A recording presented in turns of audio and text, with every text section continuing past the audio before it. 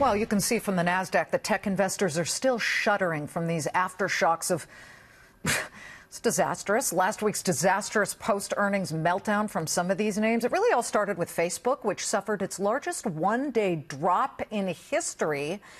See that fall? That was a shedding of $119 billion in value off the stock. Right now, shares are down another 3%.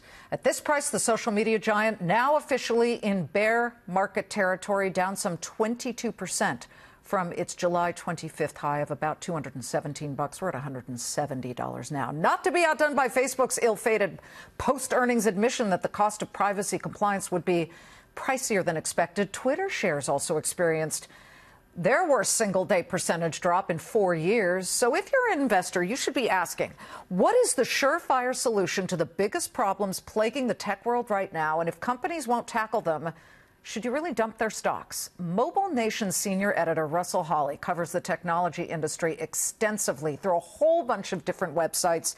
Everything from, I love these companies that you've got, iMore, Crackberry, Thrifter, Tesla Central. So you're the guy we really figure knows what's going on. I want to tackle these one at a time because we've got a lot of Facebook investors who watch the show. What do they need to do? We know the problem right now. They say that their problem of actually holding on to privacy and promising their users that it's going to cost more than expected. Yeah, I mean, the biggest thing Facebook needs to do right now is have an action plan and actually, act on it. The biggest challenge that we've had so far with Facebook is a whole lot of apologies, but very little in the way of actual progress for steps forward. We keep hearing about how they're going to tackle things like fake news in the future, but the sites that are up and working on these things on Facebook are still up and doing these things. So there's not been a whole lot in the way of tangible change since the beginning of the year. Well, you had written a piece back in April, I believe, calling Mark Zuckerberg an awkward CEO. Well, I'm definitely awkward, so I take offense at that. But with an inability to take responsibility for his actions. He testified before Congress. He also came out and said there really wouldn't be a meaningful problem with the stock. That has not borne out to be true. What is the number one thing this company needs to do now, specifically, or else some of our viewers may say, I'm done with the stock for now?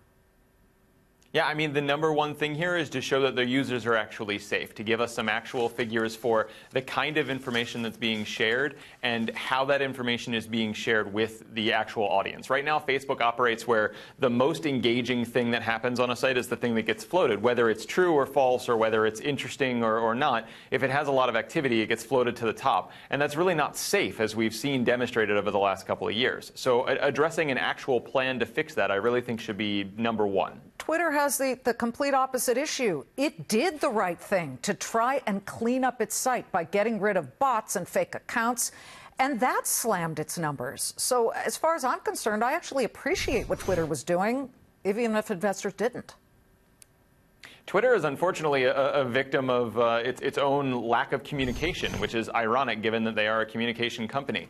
This is a site, a service that has never really reported on how many of its users weren't really real users. We hear a lot about bot accounts doing things on Twitter.